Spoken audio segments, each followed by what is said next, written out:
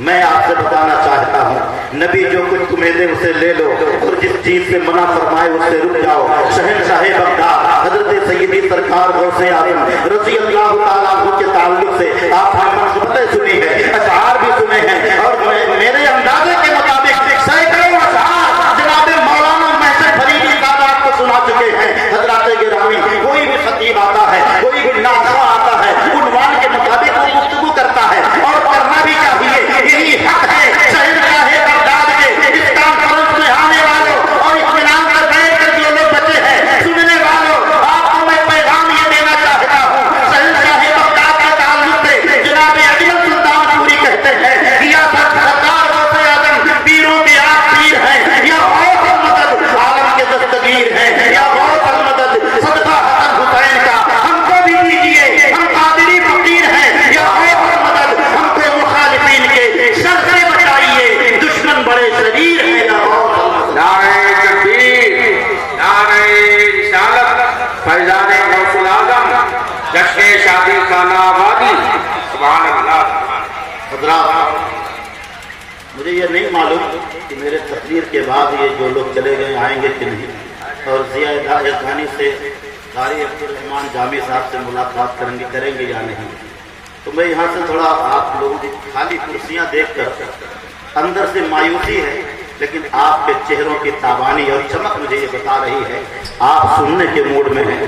جو بھی لوگ یہاں بیٹھے ہیں میں کوشش یہ کروں گا کچھ قیمتی باتیں آپ حضرات تک پہنچا دوں. رسول تمہیں جو کچھ عطا کرے اسے لے لو اور جس چیز کے منع فرمائے اس سے رک جاؤ. اللہ کے حبیب صلی اللہ تعالیٰ علیہ وآلہ وسلم آپ کی زندگی کا ہر ایک گوشہ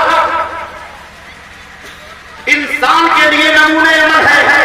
نبی رحمت کی زندگی کے جس گوشے پہ عمل کیا جائے اور جس گوشے کو بیان کیا جائے وہ انسانی فلاح و بہبود کے لیے کامیابی ہوا کرتی ہے. حضور سید عالم صلی اللہ علیہ وسلم کی سیرت کی کچھ جھلکیاں میں آپ کو بتانا چاہتا ہوں. شادی کی تاریخ ہے اور شادی کی تقریب ہے, شادی کی انجمن ہے.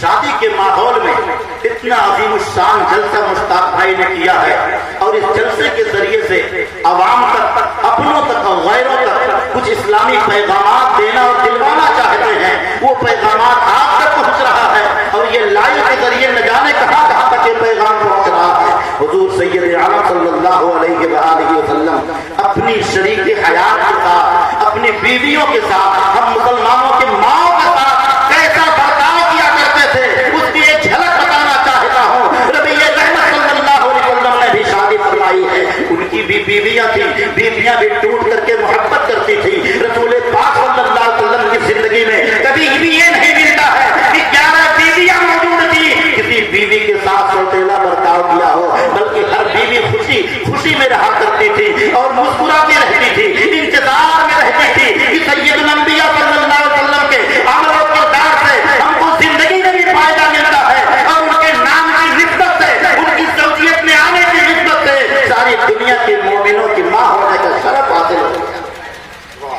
سبحان اللہ. آپ یہ مجھے بتائیں مولانا محسن فریدی صاحب, آپ مجھے یہ بتائیں آپ لوگوں میں کتنے لوگوں کی شادی ہو چکی ہے؟ کوئی شادی شدہ انسان ہے؟ اگر کوئی نہیں تو مستاق بھائی تو ہے, ان کے پھل بھی سامنے ہیں. آپ لوگ بول نہیں رہے ہیں. کوئی خشک عنوان ہے کیا؟ جو ہے ٹھیک.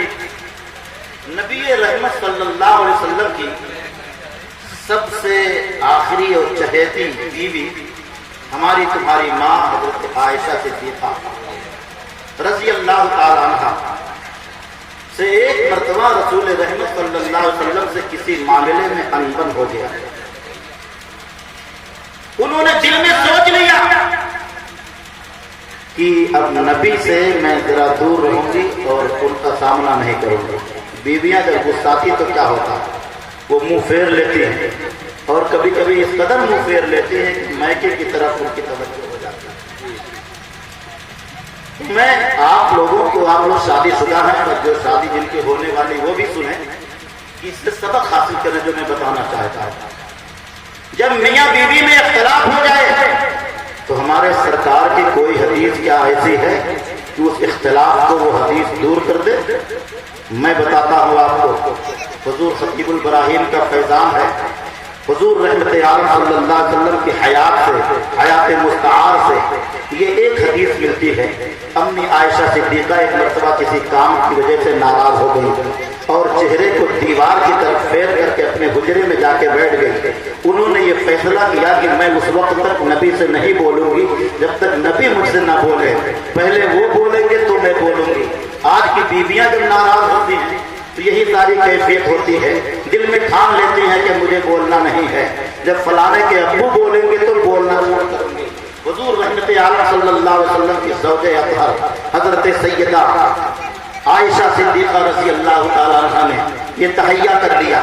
حضور رحمت عالم صلی اللہ علیہ وسلم بھانپ لیتے ہیں کہ میری عائشہ، میری حمیرہ کیوں کر ناراض ہے، کس وجہ سے ناراض ہے۔ اب سرور انبیاء صلی اللہ علیہ وسلم کوئی موقع ڈھونڈ رہے تھے، کوئی محل ڈھونڈ رہے تھے، کوئی ایسا ماحول ڈھونڈ رہے تھے کہ ایسا ماحول برپا ہو جائے کہ میری شریک حیات جو ناراض ہو چکی ہے وہ مجھ سے راضی ہو جائے۔ تو سید اب تک کیا دیکھتے ہیں، سید الانبیاء صلی اللہ علیہ وسلم کے دربار گہربار میں ایک آدمی آتا ہے، ہدیہ لے کر کے آتا ہے اور ایک دست میں کھجور سجا کر کے لاتا ہے۔ اس نے کہا کہ یا رسول اللہ، آپ کی خدمت میں میرے باغ میں جو کھجور پیدا ہوا ہے ایک نمبر کا کھجور ہے، یہ دست میں سجا کر کے لایا ہے، آپ کی خدمت میں ہدیہ پیش کرتا ہوں، یا رسول اللہ اسے قبول کر لیا جائے۔ اللہ کے حبیب نے اپنے دونوں مقدس ہاتھوں میں اس کو قبول کیا اور قبول فرمانے کے بعد اپنے گھر کے اندر تشریف لے گئے اور حضرت عائشہ صدیقہ کے قریب گئے اور سامنے سے جا کر کے کہتے ہیں، اے عائشہ سنو، اس ہدیے کو لے لو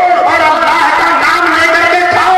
حضرت عائشہ نے دل میں سوچ لیا تھا جب نبی مجھ سے بولیں گے تو میں مسکرا کے بولنا شروع کروں گی۔ اللہ کے حبیب نے جب یہ فرمایا عائشہ یہ ہدیہ لے لو اور اللہ کا نام لے کر کے کھاؤ، تو حضرت عائشہ عرض کرتی ہے، آپ کی بڑے عجیب ہے میرے آقا، کیا اس سے پہلے میں اپنے باپ کا نام لے کے کھایا کرتی تھی؟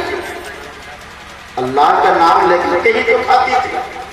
یہاں سے یہ سبق ملتا ہے، کوئی بھی کھانے پینے کی چیز ہو اللہ کا نام لے کر کے کھانا چاہیے، اللہ کا نام لے کر کے پینا چاہیے اور سیدھے ہاتھ سے پینا چاہیے۔ یہ اسلامی طریقے ہیں۔ اللہ کے حبیب صلی اللہ علیہ وسلم کی خدمت میں جب انہوں نے یہ کہا تو اللہ کے حبیب بھی مسکرا رہے ہیں، حضرت عائشہ صدیقہ بھی مسکرا رہی ہے۔ جو اختلاف تھا وہ ختم ہو گیا۔ نبی رحمت صلی اللہ علیہ وسلم کے حیات مستعار کا یہ جز جب آپ کے سامنے پیش کیا گیا ہے تو آپ بھی اتنا جائزہ لیں۔ کبھی انبن کی کیفیت پیدا ہو تو ماحول کو سازگار بنانے کے لیے ایسے لمحات کا انتظار کریں کہ کوئی لمحہ ایسا آ جائے، کوئی بہانہ ایسا ہو جائے کہ فلانے کی امی کو راضی کر لیا جائے۔ وہ جو ناراض ہیں، میں آپ کو بتانا چاہتا ہوں، حضور خطیب البراہیم کے استاد حضور حافظ ملت علیہ الرحمت والرضوان فرماتے ہیں کہ اتفاق زندگی ہے، اختلاف موت ہے۔ اگر یہ اختلاف میاں بیوی کے اندر ہو تو خوشحالی نہیں آ سکتی، یہ اختلاف گھر کے اندر موجود ہو تو گھر میں خوشحالی نہیں ہوگی، یہ اختلاف محلے میں ہو